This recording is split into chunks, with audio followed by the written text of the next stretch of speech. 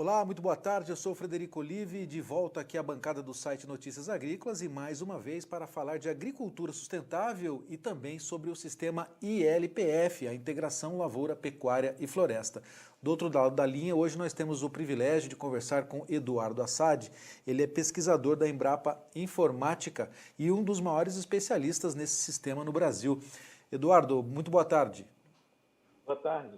Muito boa tarde. Prazer estar aí com vocês. Muito bem. Eduardo, nós agradecemos gentilmente a sua presença aqui no site Notícias Agrícolas e também programa Tempo e Dinheiro para falar sobre os avanços, né? E também fazer um resumo aí de como é que o ILPF hoje está atuando em terras de agricultura e pecuária brasileira para justamente dar resposta a uma agricultura mais sustentável. O que você poderia trazer para nós de informações a respeito de como estamos evoluindo no sistema de integração da lavoura com a pecuária e agora também com a floresta? Olha, a gente está evoluindo bem, porque essa coisa surgiu, a adoção do ILPF oficialmente, surgiu com o início da agricultura BC no ano 2011, onde começou-se a ter financiamento para isso, oficialmente. Já existia várias fazendas que faziam isso, que já faziam essa integração, mas não tinha muita escala. Então, de lá para cá, houve uma evolução muito grande. Você tem lá o pasto, você tem a soja, você tem o milho, e você tem a árvore. E, a partir daí, você começa, então, a mostrar que isso é muito eficiente. Tá? Nós temos alguns números importantes que podem mostrar para a gente um pouco o que é. Por exemplo, nós temos hoje LPF do Acre até, estou consultando aqui, do Acre até Santa Catarina, tá? Rio Grande do Sul. E aí, num levantamento feito em 2015, nós estávamos lá com quase 12 milhões de hectares de ILPF no Brasil. Isso foi atualizado quando nós fizemos o balanço das emissões de gás de efeito de estufa que foram acordados em Copenhague. E nesse número lá, junto com as informações do IBGE, foram acrescentados mais 3 milhões de hectares. Então, oficialmente, o Ministério da Agricultura considera algo próximo de 15 milhões de hectares no Brasil com ILPF. Muito bem. E esses agricultores que hoje implantam nas suas áreas de produção o sistema ILPF, claro que eles têm um retorno aí de um solo, de uma criação de gado e também de uma produção agrícola muito mais eficiente, mas também uma resposta em relação a essas questões até mesmo climáticas, né? A pegada de carbono, etc. Esses agricultores, eles serão beneficiados no futuro em estar atuando na agricultura ou na pecuária com o sistema? Não tenho dúvida. A discussão nossa hoje, tem toda ela tem ido nesse sentido.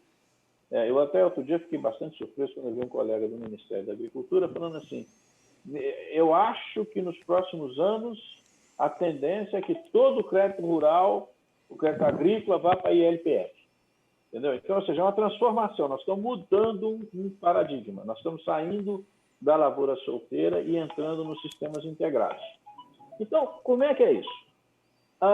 Quando você faz a lavoura solteira só soja, por exemplo, você está usando 43% do tempo útil da sua fazenda. Você vai e planta, a soja cresce, é colhida, isso leva 43% do tempo útil da fazenda. Quando você faz soja e milho, aí você já está fazendo integração com a agropecuária, safra-safrinha, está fazendo lavoura-lavoura, safra-safrinha, você já está usando 80% do tempo da sua fazenda. Quando você faz a safra-safrinha mais o boi, melhorando os seus pastos, você passa quase 90% da sua fazenda está sendo utilizada, ou mais de 90%. E quando você bota as árvores, aí você chega a um valor muito maior do que 100%, porque essa árvore você vai cortar com 7, 8, 9, 10 anos, entendeu? Então você passa a usar efetivamente toda a sua propriedade o tempo todo. Então é um sistema de manejo bem mais eficiente e que tem os seus benefícios ambientais que são muito claros. O carbono aumenta, você reduz a erosão, você melhora a ciclagem de nutrientes, você aumenta a taxa de lotação dos bois e você mantém o carbono fixo na árvore.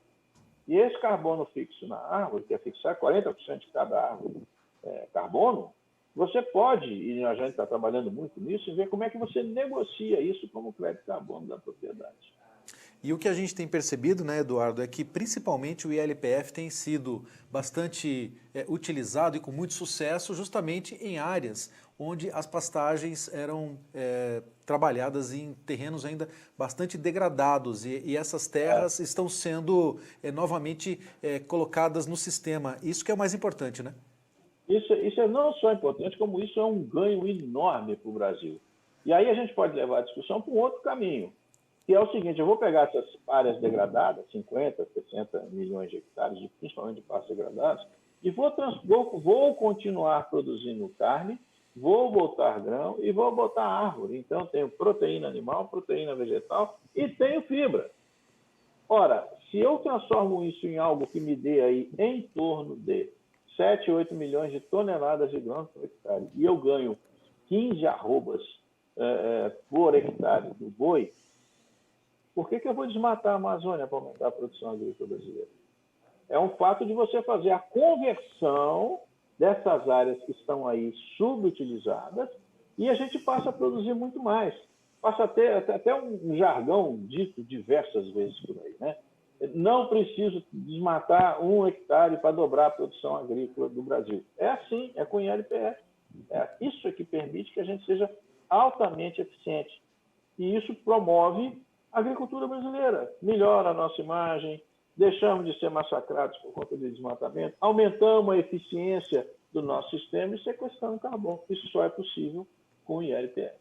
Muito bem. Ontem, conversando com o gerente executivo da Cocamar, né, que é uma das empresas participantes aí da rede ILPF, o Renato Watanabe, ele comentava sobre esse esforço da cooperativa em trabalhar os agricultores, principalmente, claro, os pecuaristas, né, que têm terrenos degradados, em optar pela agricultura. Claro que é um investimento, no primeiro momento, bastante alto em relação ao pecuarista para que ele transforme essas terras em agricultura.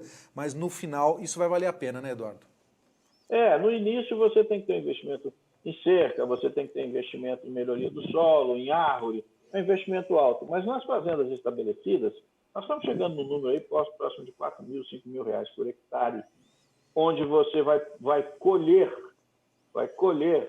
8 toneladas de grão, vai ter árvore e vai melhorar a sua produção de carne. Então, no balanço final, é o lucro certo.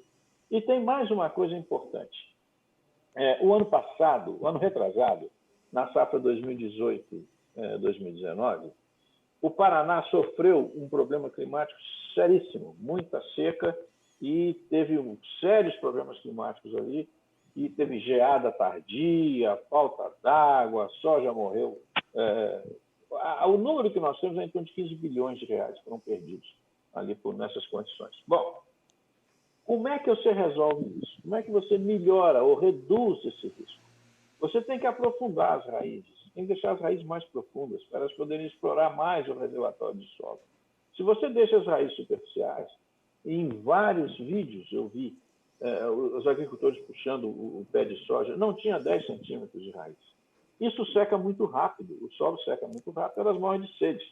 Quando você usa o sistema ILPF, as próprias raízes do pasto e das outras culturas vão abrindo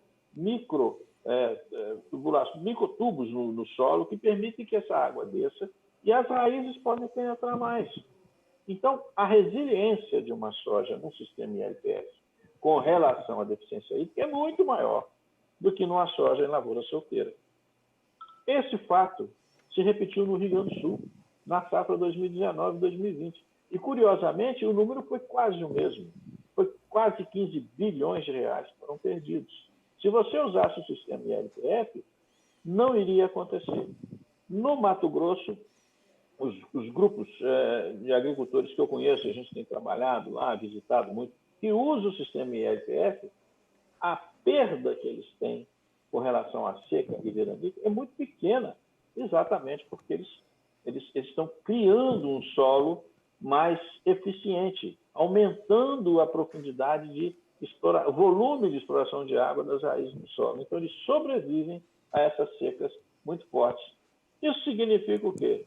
As temperaturas estão subindo, A deficiência hídrica está aumentando, mas se eu aumentar essa exploração de água no solo pelas raízes, a gente consegue minimizar o efeito do aquecimento global nessas lavouras. Isso é muito importante. Outro fato, claro, você comentou sobre o volume de raízes, é certamente esse volume de palha sobre o solo, essa cobertura permanente, né, trabalhando aquelas premissas do plantio direto, isso também vão trazer para esses agricultores outro grande evolução, né?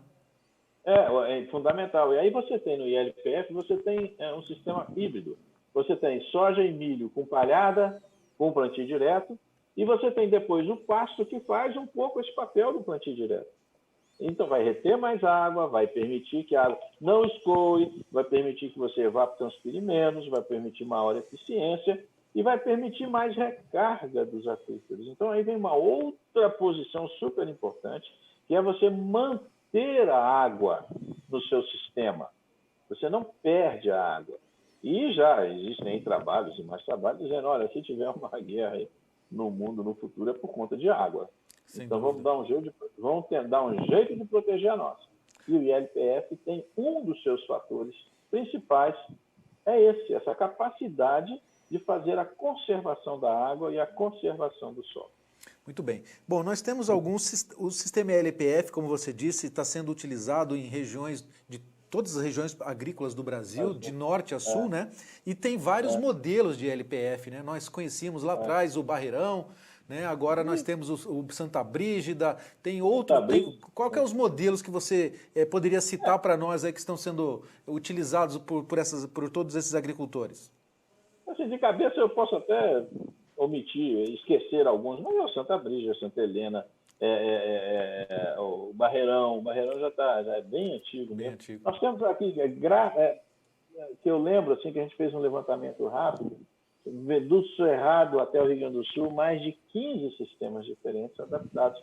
Se o faz rotação de cultura, se usa trigo, se não usa, se usa alfafa, se não usa, se tira a soja e bota cevada, enfim, vários sistemas. O que é mais constante nesses sistemas todos, e está começando a mudar, isso é uma coisa interessante, é que a parte arbórea do ILPF, na maioria dos casos, é eucalipto.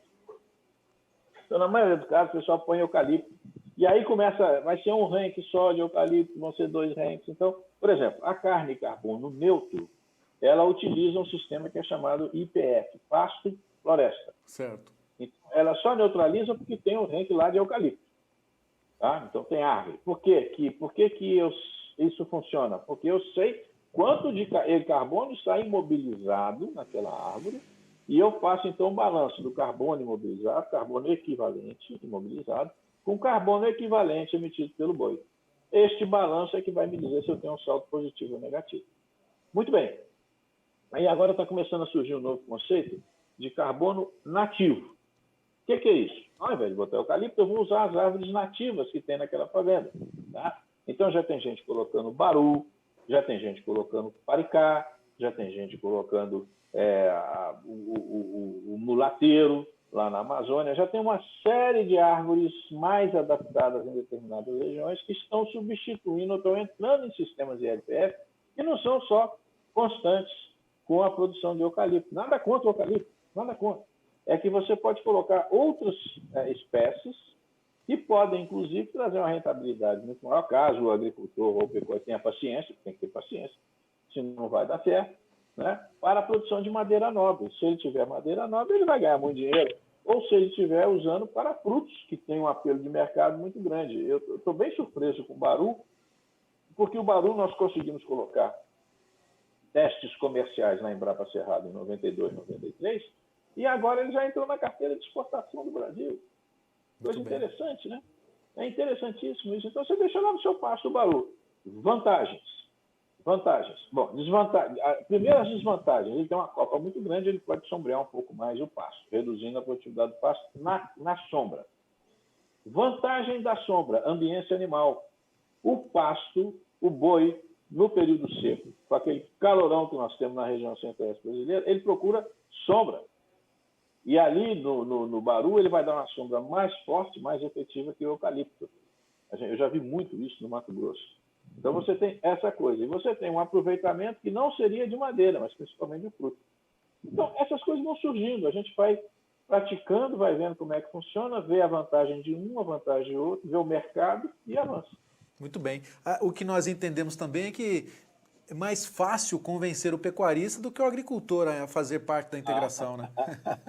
Isso é uma coisa interessantíssima. Isso foi uma surpresa para mim. Porque quando nós começamos a fazer isso, já colocar oficialmente na agricultura ABC recursos para fazer integração lavoura, pecuária e floresta, era consenso no nosso grupo, um grupo grande que estava fazendo a interface pesquisa com o Ministério, né?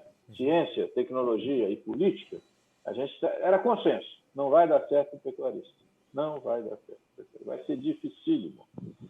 E com o sojicultor vai ser muito mais fácil, está acostumado com tecnologia, máquina, mudança, mercado, não sei o quê. Foi o contrário. Exatamente o contrário. A gente começou a ver que o pecuarista começou a ver isso com uma opção para ele, onde ele tem o boi e a árvore primeiro, depois ele passou a ter o boi e o grão para ele dar para o boi, o grão que ele colhia e dava para o boi, e passou a melhorar o solo dele, aumentando demais a eficiência produtiva na fazenda dele. Então, isso ficou muito claro. O pecuarista, como ele tem um processo de ganho que vamos chamar isso de um ciclo de 2 anos, não é bem 2 anos, mas vamos chamar de 2 anos, que é o tempo de abate que ele vai ter lá na frente, ele espera 2 anos para poder ter aquele animal que nasceu hoje, daqui 2 anos ele vai botar no mercado. A soja não. A soja o cara tem 90 dias, 100 dias. Tá? Então, isso talvez não. Por que eu vou fazer um sistema que eu preciso de 4 anos para ele ser completo, que é a ILPF, se eu ganho dinheiro com 120 dias? E aí o problema é que ele só usa 40% do tempo da fazenda dele. Se ele fizesse os outros sistemas, ele ia usar 100% da fazenda dele. Sim, né? claro. E aí você tem que pôr a mão na cabeça e pensar. A cada um de decidir. O famoso livre-arbítrio. Cada um vai decidir o que vai fazer. Mas eu não consigo ver críticas importantes no sistema ILPF, a não ser a deficiência enorme que nós temos no Brasil de passar as informações para os interessados. No momento que a gente conseguir passar essas informações corretamente e formar essas pessoas, os agricultores ávidos de informação, a gente vira o jogo rapidinho. Então, o problema hoje é esse, transferência de tecnologia. Na hora que a gente conseguir fazer isso, vai dar certo. E eu acho que nessa mudança de discurso hoje no mundo inteiro, em termos ambientais, de equilíbrio, sustentabilidade, os grãos vão caminhar nesse sentido, para um sistema integrado. Muito bem. Ô Eduardo, e como é que andam as pesquisas em relação ao sistema? O que você poderia trazer para nós de novidades em relação à evolução do sistema, daquilo que o agricultor pode aplicar nas suas áreas de produção? Olha, muita coisa boa está surgindo, né? Você já tem as determinações do sombreamento, como é que ele vai impactar ou não a produção da soja ou do milho, a história da ambiência animal, quantas árvores você pode pôr por hectare para você não penalizar muito os animais. E tem um trabalho também fantástico do pessoal da Embrapa Soja, que é uma coisa fantástica. Eles têm lá um painel mostrando, se você fizer direito, veja até onde vai a raiz dos seus sistemas. Raiz da braquiária, raiz do milho, raiz da cevada, raiz do trigo, nos sistemas. Aí o cara, quando vê aquilo e olha a fazenda dele, ele fala, nossa, então eu posso chegar a 3 metros de profundidade? Pode. Uma soja que chega a um sistema radicular, por exemplo, de 1 metro de profundidade, ela não morre por veranico, não morre. Então tem que ensinar como é que faz isso. Então, as pesquisas hoje estão avançando menos nas variedades, que já tem, as variedades que estão aí, elas estão bem adaptadas, mas vai sempre avançando, mas muito mais no manejo. Qual tipo de manejo que eu vou fazer para ter o sistema adequado em cada local alvo. Muito bem. Você tem falado, né, durante toda essa entrevista na implantação do sistema completo com a floresta, mas a gente não vê também que isso seja uma obrigação. O agricultor ou o pecuarista, ele vai optar, né, em fazer somente a integração da lavoura com a pecuária, muitas vezes, e a floresta ela entra num momento talvez mais adiantado? Esse é a questão que eu te disse da transferência. É muito difícil você plantar as florestas, não é fácil. Então você tem que ter uma transferência de tecnologia correta para que ele chegue lá. Então você tem hoje uma facilidade maior para ter a integração lavoura-pecuária, Esse seria o primeiro passo. O primeiro passo seria safra, safrinha. O segundo passo, safra, safrinha, pecuária. O terceiro passo, safra, safrinha, pecuária, floresta. Tá? Então, é mais ou menos isso que a gente... Não vai ser tudo de uma vez. O cara sai num passo degradado e aí no outro ciclo de produção ele vai já fazer ILPF. Não vai. Vai ser muito difícil fazer isso. Ele pode até fazer, mas vai ser muito difícil. E os sistemas têm que ser rotacionados. A gente sempre falou, nunca implante isso na sua fazenda toda. Se você tem lá 200 hectares, faz 50 hectares, os outros continuam no sistema antigo, depois vai mais 50, mais 50, mais 50. De maneira que no final de 4 anos você fez o ciclo completo e está com o sistema implantado na fazenda inteira. Muito bem. Você tem percorrido fazendas aí pelo Brasil e tem se surpreendido com a qualidade hoje que o sistema está sendo implantado, que está sendo trabalhado? Tenho sim. Eu até sugiro aos nossos ouvintes e os interessados que entrem, eu até anotei aqui, entrem no site redeilpf.org.br. É uma rede de pesquisa e uma rede de transferência de tecnologia. E nessa rede de pesquisa, ele fala assim, onde está o ILPF? Aí aparece o mapa do Brasil e ali aparecem vários casos de sucesso.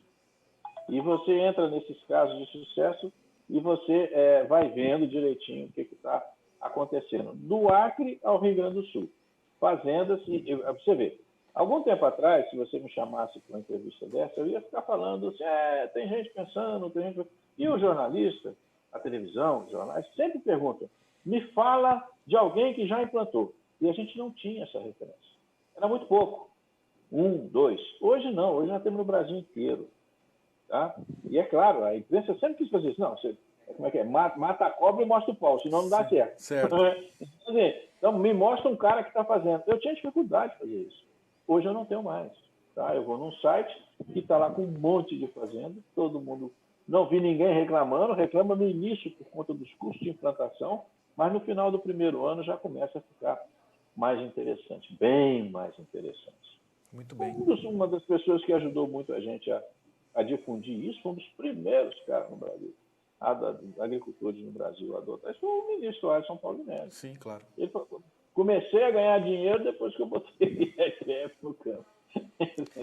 E com o investimento ABC, o produtor tem uma maneira mais lógica, né, mais objetiva de fazer esse trabalho, nesse investimento, né? Claro, porque aí é muito claro. O ABC ele tem as condições de contorno muito bem definidas.